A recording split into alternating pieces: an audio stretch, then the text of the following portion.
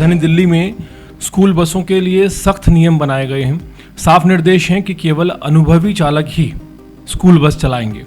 बसों की नियमित जांच होगी और बच्चों की सुरक्षा सर्वोच्च प्राथमिकता को दी जाएगी। यही वजह है कि ज़्यादातर स्कूल बसों के पीछे लिखा होता है कि अगर बस चालक ठीक से बस नहीं चला रहा है तो शिकायत करें, नंबर भी दिया रहता है। लेकिन हकीकत यह है कि कई बार बच्चों से भरी स्कूल बसें तेज रफ्तार में दौड़ती हुई नजर आती हैं। दूसरी ओर ई रिक्शा चालकों की लापरवाही भी किसी से छिपी नहीं है। बिना इंडिकेटर दिए अचानक मुड़ जाना, कहीं भी रुक जाना और नियमों की अनदेखी करना आम बात बन चुकी है। इन दोनों तरह की लापरवाहियों का सबसे बड़ा खामियाजा आम लोगों को भुगतना पड़ता है और कई बार इसकी कीमत किसी मासूम की जान बन जाती है। ऐसा ही एक दर्दनाक हादसा आदर्श नगर के मजलिस पार्क मेट्रो स्टेशन के पास हुआ, जहां एक स्कूल बस और ई रिक्शा की टक्कर ने 12 वर्षीय छात्रा प्रियांशी की जिंदगी छीन ली। पुलिस के मुताबिक सुबह स्कूल जा रही प्रियांशी एक ई रिक्शा में सवार थी। उसी ई रिक्शा में कुल 5 स्कूली बच्चे बैठे हुए थे। इसी दौरान तेज रफ्तार से आ रही केंद्रीय विद्यालय पीतमपुरा की स्कूल बस की ई रिक्शा से टक्कर हो गई।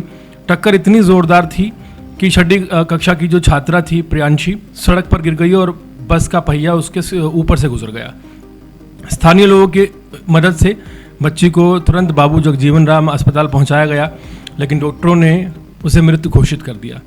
इस हादसे ने पूरे इलाके को झकझोर कर रख दिया है और उत्तर पश्चिमी जिला की डीसीपी आकांक्षा यादव के अनुसार शुरुआती जांच में ये सामने आया है कि बस चालक कमल सिंह, जो कि 55 साल का है, बुराड़ी का रहने वाला है, वो बस चला रहा था। पुलिस ने उसके खिलाफ लापरवाही से वाहन चलाकर इस लापरवाही और हादसे का मामला दर्ज कर लिया है। क्राइम टीम और फोरेंसिक टीमों ने घटनास्थल से साक्ष्य जुटाए हैं और इस मामले की जांच भी जारी है। प्रियांशी मुकुंदपुर की रहने वाली थी और केंद्रीय विद्यालय मॉडल टाउन में कक्षा 6 की छात्रा थी। हादसे के समय उसकी बड़ी बहन भी उसी ई रिक्शा में मौजूद थी, जो उसी स्कूल में कक्षा 10वीं की छात्रा है।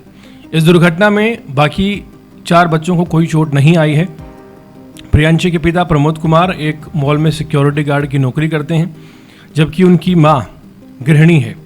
परिवार के लोगों का कहना है कि प्रियांशी पढ़ाई में बहुत होशियार थी। उसकी अचानक मौत से पूरा परिवार सदमे में है।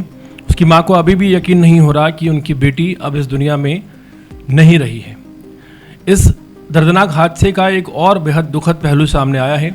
चश्मदीदों के मुताबिक जब बच्ची सड़क पर गंभीर हालत में पड़ी थी, तब वहां मौजूद कई लोग उसकी मदद करने की बजाय मोबाइल फ़ोन से वीडियो बनाने में लगे हुए थे। आपको बता दें कि बिना समय गंवाए बच्ची को उठाकर अस्पताल पहुंचाया गया।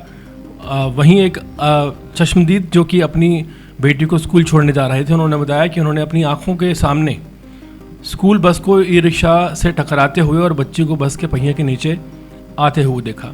बहुत हृदय विदारक ये घटना है। ये हादसा सिर्फ एक चालक की गलती का मामला नहीं है, बल्कि दिल्ली की सड़कों पर लगातार बढ़ रही दोहरी लापरवाही का आईना भी है।